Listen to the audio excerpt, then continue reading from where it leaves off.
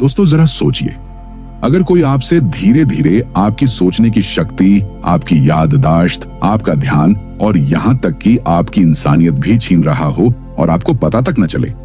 आप हर दिन उठते हैं, फोन देखते हैं, न्यूज स्क्रॉल करते हैं, इंस्टाग्राम खोलते हैं और फिर वही पुराना दिन, वही स्ट्रेस, वही बेचैनी, वही थकान। लेकिन क्या आपने कभी रुके बिना गहराई से सोचा है कि ये सब आपके दिमाग के साथ क्या कर रहा है? एक समय था जब हम सुबह उठते ही सूरज की रोशनी में आंखें खोलते थे, पक्षियों की आवाज सुनते थे और अपने परिवार से बात करते थे। लेकिन अब हम सुबह उठते ही एक स्क्रीन देखते हैं और वही स्क्रीन हमें बताती है कि हम क्या सोचें, क्या खाएं, क्या पहने और किससे प्यार करें। हमारे डिसीजंस, हमारे इमोशंस और यहां तक कि हमारे रिश्ते भी डिजिटल दुनिया के एल्गोरिदम्स से कंट्रोल हो रहे हैं। Social media, processed food, negative news, ये सब मिलकर हमारे दिमाग को एक ऐसे जाल में फंसा रहे हैं जिससे बाहर निकलना मुश्किल होता जा रहा है। अंदर ही अंदर हम डिस्कनेक्ट होते जा रहे हैं अपने आप से, अपने रिश्तों से और सबसे ज्यादा अपने मन की शांति से। ये डिस्कनेक्शन हमें एंजाइटी देता है, फ्रस्ट्रेशन देता है और हमें ऐसा इंसान बना देता है जो हर चीज में बस जल्दी जल्दी चाहता है। Fast food, fast internet, fast dopamine, लेकिन इस तेजी में हम सबसे जरूरी चीज खो रहे हैं, क्लैरिटी। अब सवाल ये उठता है, क्या वाकई हम इतने मजबूर हैं? क्या हमारी सोचने की शक्ति, हमारा ध्यान, हमारी खुशी, ये सब अब सिर्फ टेक्नोलॉजी और हैबिट्स के हाथों में है? या क्या अभी हमारे पास कंट्रोल लेने का रास्ता है? कहानी यहीं से शुरू होती है, एक ऐसे सफर की जो हमें हमारे असली दिमाग से दोबारा जोड़ता है, जहां हम ये समझना शुरू करते हैं कि कैसे हमारी लाइफस्टाइल डिसीजंस, जैसे कि हम क्या खाते हैं, कितना सोते हैं, कितनी स्क्रीन देखते हैं और कितना समय अकेले अपने अंदर झांकने में लगाते हैं, हमारे ब्रेन को डिटॉक्स कर सकते हैं। ये सिर्फ एक दिमाग की सफाई नहीं, ये एक सोल की सफाई है, जहां हम फिर से एम्पैथी महसूस करते हैं, ग्रैटिट्यूड को जीते हैं और छोटे छोटे डिसीजन से अपनी जिंदगी को दोबारा डिजाइन करते हैं। इमेजिन कीजिए एक ऐसी मॉर्निंग जहां आप चाय के साथ सूरज की रोशनी को एब्जॉर्ब करते हैं, एक पीसफुल वॉक जहां आपका माइंड हर चीज को ऑब्जर्व करता है, जज नहीं करता, और एक रात जहां आप साउंड स्लीप में जाते हैं बिना किसी नोटिफिकेशन के डिस्टर्बेंस के। ये सब पॉसिबल है और इसका रास्ता यहीं से शुरू होता है। ये एक इनर रेवोल्यूशन है, एक आवाज जो कहती है कि बस बहुत हो गया, अब मैं कंट्रोल वापस लूंगा। तो अगर आप भी रेडी हैं अपनी सोच को रिसेट करने के लिए, अगर आप अपने दिमाग से उस धुंध को हटाना चाहते हैं जिससे क्लैरिटी गायब हो चुकी है, तो इस सफर में हमारे साथ जुड़िए, क्योंकि ये सिर्फ एक बुक समरी नहीं है, ये एक मिशन है खुद को दोबारा पाने का। और अगर आप हर दिन सिर्फ 8% बेटर बनना चाहते हैं तो अभी सब्सक्राइब कीजिए। हमारे YouTube चैनल बुकपीडिया को यहीं पर मिलेंगे आपको ऐसे ही माइंड शिफ्टिंग, लाइफ चेंजिंग किताबों के समरीज। अब समय है जागने का। आपके अंदर कुछ तो है जो बदल गया है ना? पहले छोटी छोटी बातें दिल को छू जाया करती थी। किसी का हाल पूछ लेना, एक कप चाय साथ में पी लेना, मम्मी का मुस्कुराकर खाना परोसना, ये सब बहुत कुछ लगता था। लेकिन अब जैसे दिल सुनन हो गया है। लोगों की बातों में वो कनेक्शन नहीं रहा, आंखों में वो चमक नहीं रही और हमारे अपने अंदर जैसे कोई खोखलापन बैठ गया है। सोचिए, आप सोशल मीडिया पर स्क्रॉल कर रहे हैं, 1 मिनट में 4 लोगों की सक्सेस स्टोरीज देखी, 2 पॉलिटिकल फाइट्स पढ़ी और 3 अनजान लोगों के वेकेशन पोस्ट्स लाइक कर दिए, और फिर आपको ऐसा फील हुआ जैसे आपकी अपनी लाइफ कहीं पीछे छूट गई हो। एक हल्की सी जलन, एक थकावट और एक खामोश सा गिल्ट कि मेरी लाइफ इतनी डल क्यों लग रही है। ये कोई कोइंसिडेंस नहीं है, ये मॉडर्न लाइफ का वो जाल है जिसमें हम सब उलझ चुके हैं, बिना आवाज किए, बिना शोर किए। और सबसे बड़ा खतरा यह है कि हमें पता ही नहीं चलता कि हमारा दिमाग, हमारा माइंड कब इस केओस का हिस्सा बन चुका है। अब ध्यान दीजिए, जब हम डिस्कनेक्ट हो जाते हैं अपनी फीलिंग्स से, अपनी रिलेशनशिप से, अपनी प्रायोरिटीज से, तो उसका सबसे पहला असर हमारे सोचने के तरीके पर पड़ता है। हम रिएक्टिव बन जाते हैं, हर चीज का फौरन जवाब देना है, हर बात का फैसला जल्दबाजी में लेना है, हर इमोशन को दबा देना है। और जब ये सब रोज रोज होता है तो हमारा ब्रेन एक सर्वाइवल मोड में शिफ्ट हो जाता है। धीरे धीरे हम डिस्ट्रैक्ट रहने के आदी हो जाते हैं। जैसे साइलेंस से डर लगने लगता है, अकेले बैठना अनकंफर्टेबल लगता है और खुद से बात करने की आदत वो तो कहीं पीछे छूट चुकी होती है। पर क्या कभी आपने सोचा कि क्यों आजकल हर कोई एंग्शियस है, डिप्रेस्ड है, रेस्टलेस है? क्योंकि हमारी पूरी दुनिया नाउ वर्क्स ऑन डिस्कनेक्शन। हम डिजिटली कनेक्टेड हैं लेकिन इमोशनली एम्प्टी। हमारे पास अनलिमिटेड इंफॉर्मेशन है लेकिन जीरो विजडम। और सबसे दुखद बात यह है कि हम इसे नॉर्मल मान चुके हैं।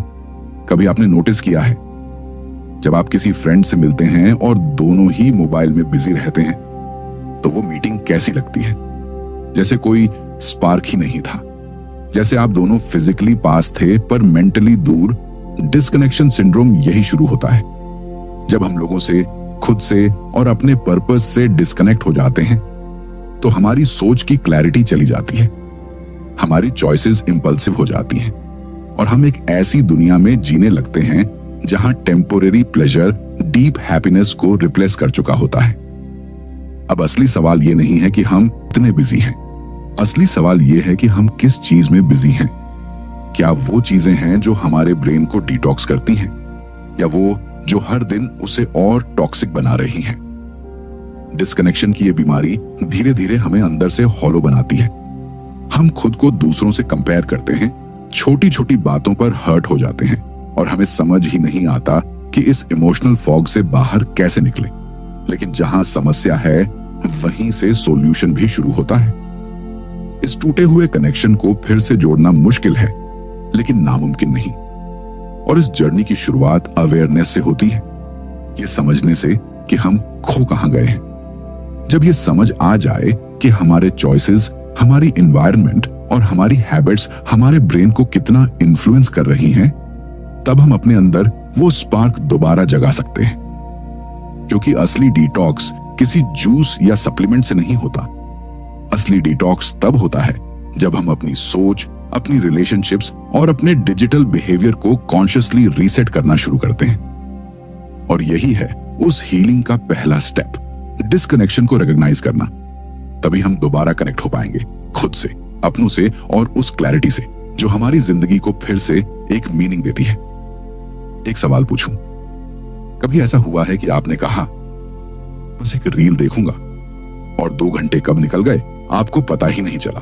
या आपने सोचा था कि आज बस एक छोटा सा ट्रीट खाऊंगा और अगले ही पल आपने पूरी चॉकलेट, फिर एक पैकेट चिप्स और फिर कुछ मीठा खत्म कर डाला?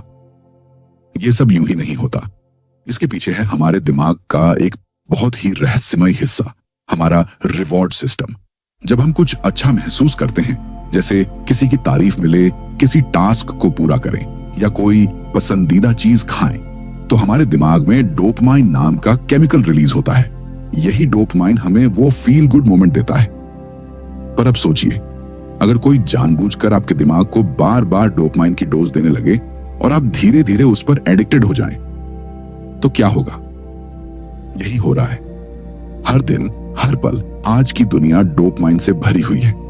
Fast food, fast likes, fast replies, fast entertainment, हर चीज डिजाइंड है, स्पेशली क्राफ्टेड है ताकि आपके दिमाग को बार बार रिवॉर्ड मिले। पर ये रिवॉर्ड्स रियल नहीं होते, ये टेम्पररी हाइज होते हैं और ये हाइज धीरे धीरे आपके ब्रेन की नेचुरल बैलेंस को हाईजैक कर लेते हैं। पहले जिन चीजों में हमें डीप हैप्पीनेस मिलती थी, जैसे कि किताब पढ़ना, किसी पुराने दोस्त से बात करना या अकेले बैठकर कुछ सोचना, अब वो सब बोरिंग लगने लगा है। क्यों? क्योंकि हमारा दिमाग अब हर चीज से इंस्टेंट रिवॉर्ड एक्सपेक्ट करता है। इस हाईजैक का सबसे बड़ा असर पड़ता है हमारे डिसीजन मेकिंग पर। जब हमारा रिवॉर्ड सिस्टम ओवर एक्टिव हो जाता है तो हम लॉन्ग टर्म सोच नहीं पाते। हम बस अब की खुशी चाहते हैं, फ्यूचर का नुकसान देखकर भी अनदेखा कर देते हैं। और यही वो मोड होता है जहां हम खुद से डिस्कनेक्ट हो जाते हैं। हम सोचते हैं कि ये हमारी गलती है, कि हम वीक हैं, लेजी हैं, अनडिसिप्लिन्ड हैं। लेकिन सच्चाई ये है, हमें ट्रेंड किया गया है। Trend to chase dopamine, trend to run behind pleasure, even if it costs our peace. अब इमेजिन कीजिए आपका ब्रेन एक कमरे में है। उस कमरे में हर तरफ चमकती लाइट्स, तेज आवाजें, टेम्पटिंग विजुअल्स, और हर बार जब आप किसी पर क्लिक करते हैं या किसी चीज को कंज्यूम करते हैं, आपको एक रिवॉर्ड मिलता है। धीरे धीरे आपका ब्रेन उसी कमरे का प्रिजनर बन जाता है। वो कमरा बंद भी नहीं है, लेकिन बाहर निकलने की इच्छा ही नहीं बची। इसकी वजह से हम सिर्फ डिस्ट्रैक्टेड नहीं हो रहे, हम एग्जॉस्टेड हो रहे हैं। हमारा ध्यान भटकता नहीं, उसे भटकाया जा रहा है। और इस अटेंशन इकोनॉमी में आपकी फोकस ही सबसे बड़ा प्रोडक्ट बन चुकी है। अब जरूरी है कि हम अपने ब्रेन की इस इंटरनल केमिस्ट्री को समझें और उसे रिक्लेम करें, क्योंकि जब तक हम समझते नहीं कि हमारे एक्शंस कैसे ट्रिगर हो रहे हैं, हम उन्हें चेंज कर ही नहीं सकते। हम किसी ट्रैप में फंसे हुए इंसान की तरह बस गिल्ट फील करते रहेंगे, पर बाहर नहीं निकल पाएंगे। इसलिए अवेयरनेस ही पहला स्टेप है, ये जानना कि हमारा ब्रेन हैक हो चुका है। और जब आप ये देखना शुरू करते हैं कि हर स्क्रॉल, हर बाइट, हर नोटिफिकेशन आपको किस तरह ल्यूर कर रही है, तभी आप अपनी पावर वापस लेना शुरू करते हैं। क्योंकि असली कंट्रोल डोपामीन की लहरों को पहचानने में है और फिर उन वेव्स को अपनी चॉइस से राइड करने में है। और वहीं से शुरू होता है असली फ्रीडम का सफर। एक ऐसा ब्रेन जो फिर से क्लैरिटी महसूस करता है, पीस को प्राथमिकता देता है और आपकी जिंदगी का डायरेक्शन आपके हाथों में सौंपता है। चैप्टर 3 टेक्नोलॉजी हमें कम मानवीय बना रही है। कभी गौर किया है, हम इंसानों ने टेक्नोलॉजी बनाई थी ताकि जिंदगी आसान हो सके, लेकिन आज जिंदगी इतनी तेज और उलझी हुई लगती है कि लगता है जैसे टेक्नोलॉजी ने हमें ही अपने कंट्रोल में ले लिया है। सुबह उठते ही मोबाइल की स्क्रीन हमारी आंखों के सामने होती है और रात को सोने से पहले भी वही आखिरी चीज होती है जिसे हम देखते हैं। नोटिफिकेशंस की आवाज अब हमारे दिल की धड़कनों जैसी हो गई है। हर वाइब्रेशन पर लगता है जैसे कुछ जरूरी छूट न जाए, लेकिन जो वाकई जरूरी है, शांति, कनेक्शन, प्रेजेंट मोमेंट, वो सब पीछे छूट जाता है। हम ऐसे दौर में जी रहे हैं जहां टेक्नोलॉजी हमारी अटेंशन को, हमारी इमोशंस को और सबसे बुरी बात हमारी इंसानियत को निगल रही है। सोचिए, जब आप किसी के साथ बैठे होते हैं और वो इंसान लगातार अपने फोन में डूबा रहता है, तो कैसा लगता है? जैसे आप वहां हैं ही नहीं। और कभी खुद को उस जगह पर रखिए जब आप खुद किसी और के साथ होते हुए भी रील से स्क्रॉल कर रहे होते हैं, तब क्या आप वाकई वहां होते हैं? टेक्नोलॉजी ने हमें कनेक्ट किया, लेकिन आयरॉनिकली इसी ने हमें सबसे ज्यादा डिस्कनेक्ट भी किया। अब हमारी कॉन्वर्सेशंस इमोजीज में होती हैं, फीलिंग्स टाइपिंग से एक्सप्रेस होती हैं और हमारी खुशियां लाइक्स और व्यूज के नंबरों से मापी जाती हैं। लेकिन असल दर्द वहां है जहां हम खुद को धीरे धीरे खोते जाते हैं। सोशल मीडिया पर एक परफेक्ट जिंदगी दिखाते दिखाते हम अपनी असली फीलिंग्स छुपा लेते हैं। हम कंपैरिजन की ऐसी रेस में दौड़ने लगते हैं जहां कोई फिनिश लाइन ही नहीं है। बस थकावट है, एंग्जाइटी है और एक खामोशी जो अंदर ही अंदर गूंजती रहती है। टेक्नोलॉजी का सबसे खतरनाक असर तब होता है जब यह हमारी सोचने की ताकत छीन लेती है। अब हमें सोचने का वक्त ही नहीं मिलता। हर सेकंड कुछ ना कुछ नया चाहिए, नई वीडियो, नया कंटेंट, नया एक्साइटमेंट, और इस तेजी में हम अपनी अटेंशन खो देते हैं। फोकस, पेशेंस, साइलेंस, ये सब क्वालिटीज अब आउटडेटेड लगने लगी हैं। लेकिन यहीं से इंसान के अंदर की क्रिएटिविटी, एम्पैथी और डेप्थ निकलती थी। हमने स्क्रीन के पीछे छुपकर जीना शुरू कर दिया है। अब फेस टू फेस बातचीत ऑकवर्ड लगती है, अनकंफर्टेबल लगती है, क्योंकि हमारी आदतें ही बदल गई हैं। लेकिन सबसे बड़ा सवाल यह है, क्या यही आदतें हमारी पहचान बन जाएंगी?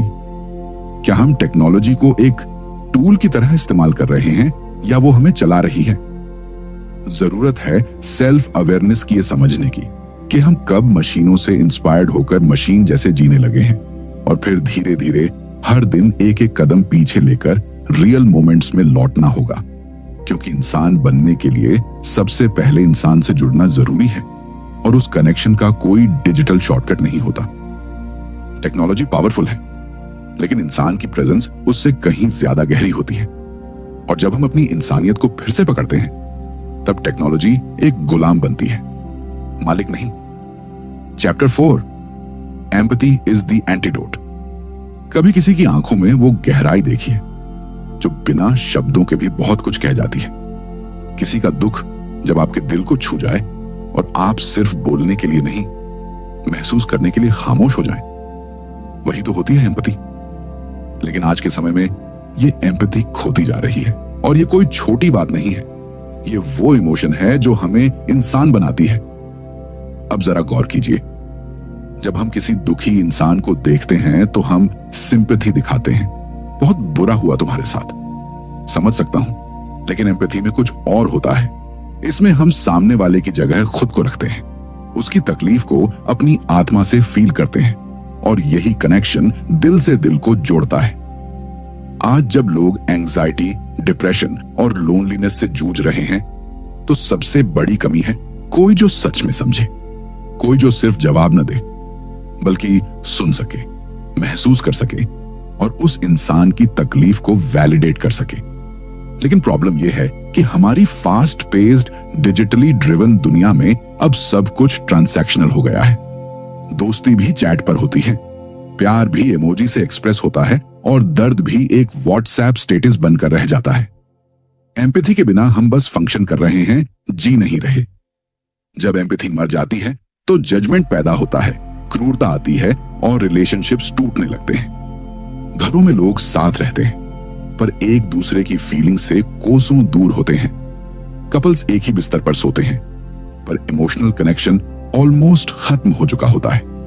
एम्पैथी का मतलब है किसी की बात को पूरी तरह सुना जाए, बिना टोके, बिना सलाह दिए। सिर्फ इतना कहा जाए, मैं हूं यहां और मैं तुम्हारे साथ हूं। अब सोचिए, अगर हर इंसान थोड़ी सी एम्पैथी प्रैक्टिस करने लगे तो इस दुनिया का रूप ही बदल जाए। एम्पैथी बच्चों में कंपैशन पैदा करती है, युवाओं में पेशेंस और बुजुर्गों में संतोष। ये रिश्तों में हीलिंग लाती है और समाज में कनेक्शन। पर एम्पैथी सिर्फ दूसरों के लिए नहीं होती, ये खुद के लिए भी उतनी ही जरूरी है। जब आप अपनी गलतियों को माफ करना सीखते हैं, जब आप अपने अंदर चल रहे तूफान को समझने लगते हैं, तो आप खुद से कनेक्ट होते हैं। और यही कनेक्शन जो हम खुद से बनाते हैं वही बाहर की दुनिया को भी बदलता है। एम्पैथी सीखने की चीज नहीं, जागने की चीज है। ये हमारे अंदर पहले से मौजूद है, बस वो आवाज दब गई है डिस्ट्रैक्शन, ईगो और स्ट्रेस के शोर में। तो अगर आप इस टूटती दुनिया को जोड़ना चाहते हैं तो एम्पैथी को फिर से जिंदा कीजिए। आंखों से आंखों में देखिए, बिना जज किए सुनिए और जब कोई गलत भी हो तब भी उसे समझने की कोशिश कीजिए, क्योंकि शायद किसी की जिंदगी में आप ही वो इंसान बने जो सच में महसूस करता है। Chapter 5 nutrition impacts brain function. कभी आपने सोचा है कि जो खाना आप अपनी प्लेट में रोज भरते हैं वो सिर्फ आपके शरीर को नहीं, आपके दिमाग को भी आकार दे रहा है। हाँ, ये सिर्फ पेट भरने की बात नहीं है, ये उस फ्यूल की बात है जो आपके ब्रेन को चलता है, जो आपकी सोच को साफ करता है और जो आपकी इमोशंस को कंट्रोल में रखता है। लेकिन दुख की बात यह है कि आज के दौर में हम खाना नहीं खा रहे, हम स्लोली खुद को पॉइजनिंग कर रहे हैं, और वो भी अपनी पसंद से, अपनी आदत से। चलिए एक सच्चाई से शुरुआत करते हैं। Processed food, sugary snacks, oily fast food, ये सब कुछ डिजाइंड है, एडिक्टिव बनाए गए हैं ताकि आपके टेस्ट बड्स खुश हो जाएं, लेकिन आपका दिमाग धीरे धीरे सुनन पड़ जाए। हर बार जब हम जंक फूड खाते हैं तो सिर्फ मोटापा नहीं बढ़ता, हमारे सोचने की ताकत, ध्यान लगाने की क्षमता और इमोशनल बैलेंस भी गिरने लगता है। ब्रेन इन्फ्लेमेशन बढ़ने लगती है और ये इन्फ्लेमेशन हमारी डिसीजंस को इंपल्सिव बनाती है, हमारे मूड को अनस्टेबल करती है और हमें एंजाइटी ऑफ डिप्रेशन की ओर खींचती है। आपने नोटिस किया होगा, जब आप दिन भर अच्छा खाना खाते हैं तो माइंड में क्लैरिटी महसूस होती है, लेकिन जब दिन भर बस चाय, समोसे, चॉकलेट और कोल्ड ड्रिंक चला हो तो माइंड फॉगी लगता है, हेवी लगता है। यही फर्क है ब्रेन फ्रेंडली न्यूट्रिशन और ब्रेन ड्रेनिंग जंक के बीच। अब बात आती है शुगर की। शुगर एक साइलेंट अटैकर है, ये हमें शॉर्ट टर्म एनर्जी का इल्यूजन देता है, लेकिन लॉन्ग टर्म में ये हमारी मेमोरी, फोकस और इवन स्लीप तक को बर्बाद कर देता है। और बात सिर्फ शुगर तक सीमित नहीं है। Highly processed carbs, preservatives, chemical लेस्ड snacks, ये सब धीरे धीरे हमारे ब्रेन को स्लो कर देते हैं, डल बना देते हैं। हमें पता भी नहीं चलता कि हमारा लोग एनर्जी, लोग मोटिवेशन और प्रश्न अधिकार की जड़ क्या है, जबकि जवाब हमारी थाली में ही छिपा होता है। अब अगर आप हर दिन ऐसा खाना खाएं जो आपके ब्रेन को नर्चर करे, हील करे, क्लैरिटी दे, तो आप खुद सोचिए आपकी लाइफ किस डायरेक्शन में जाएगी। Fruits, leafy greens, omega 3 rich nuts, hydration, whole grains, ये सब आपके ब्रेन के लिए जैसे प्रीमियम फ्यूल हैं। जैसे कोई फेरारी को सस्ते तेल से नहीं चलाता, वैसे ही हमारा ब्रेन भी सस्ते, प्रोसेस्ड, टॉक्सिक फूड से नहीं चल सकता। न्यूट्रिशन कोई डाइट प्लान नहीं है, ये एक माइंडसेट है। जब आप खाना सिर्फ जीने के लिए नहीं, बुद्धिमानी से सोचने के लिए खाते हैं, तब आपके डिसीजंस बदलते हैं, आपका फोकस शार्प होता है और आपकी इमोशनल लाइफ भी स्टेबल होती है।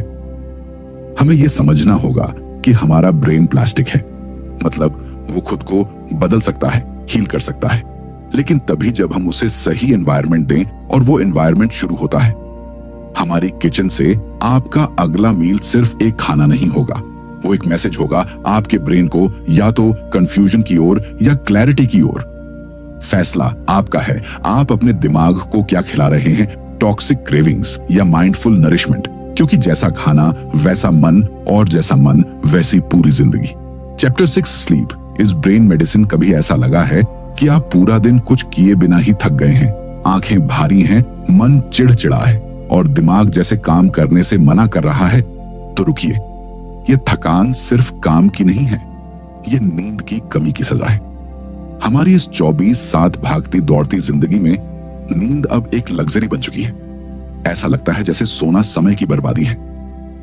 अभी तो हसल करना है, नींद तो सक्सेस के बाद लेंगे। लेकिन हकीकत में जो नींद को सैक्रिफाइस करता है, वो अपनी क्लैरिटी, क्रिएटिविटी और इमोशनल स्टेबिलिटी की बलि देता है। नींद कोई पैसिव एक्टिविटी नहीं है, ये वो समय है जब हमारा दिमाग गहराई से डिटॉक्स करता है। जब हम सोते हैं तो हमारा ब्रेन लिटरली खुद को साफ करता है, वेस्ट टॉक्सिन्स को फ्लश करता है, डैमेज सेल्स को रिपेयर करता है और पूरे दिन की जानकारी को प्रोसेस करके मेमोरीज में बदलता है। अब जरा सोचिए, जब आप अच्छी गहरी नींद लेते हैं तो अगली सुबह कैसा लगता है? मन शांत, सोच स्पष्ट, एनर्जी हाई। लेकिन जब नींद पूरी नहीं होती तो हर छोटी बात पर गुस्सा आता है, डिसीजन मेकिंग गड़बड़ होती है और दिमाग जैसे धुंध में घिर जाता है। स्लीप डेप्रिवेशन सिर्फ थकान नहीं लाता, ये आपके इम्यून सिस्टम को कमजोर करता है, ब्लड प्रेशर बढ़ाता है और आपकी इमोशनल रेजिलियंस को गिराता है। जब आप सोते नहीं तो आपका ब्रेन फाइट और फ्लाइट मोड में चला जाता है। आप हर चीज को थ्रेट की तरह परसीव करते हैं, मतलब जरा सी बात में डर, जरा सी देर में फ्रस्ट्रेशन, और सबसे चौंकाने वाली बात, कम नींद आपके क्रेविंग्स को बढ़ाती है।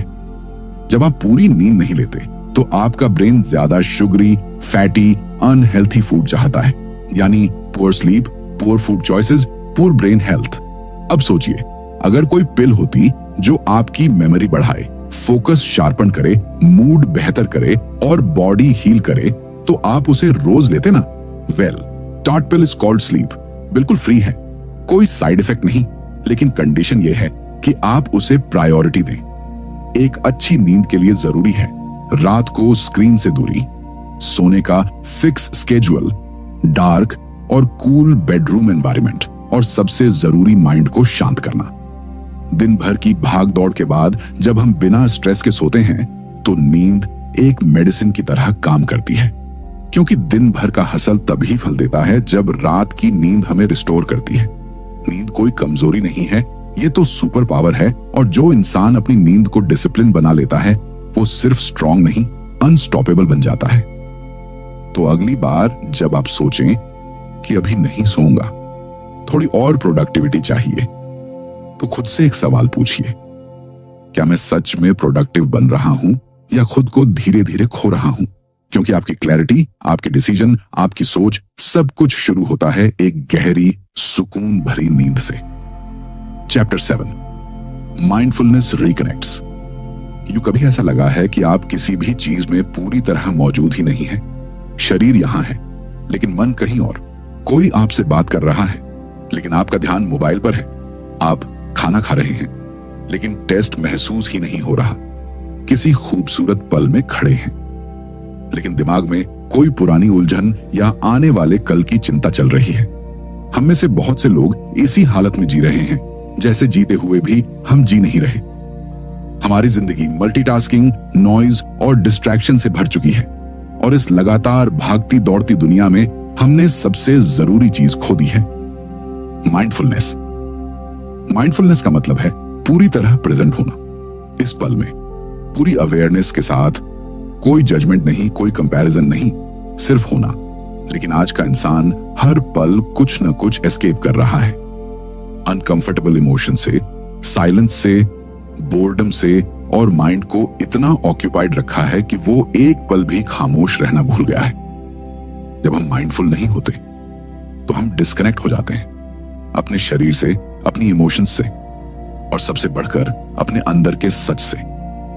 हम डिसीजंस लेते हैं लेकिन वो रिएक्शंस बन जाते हैं।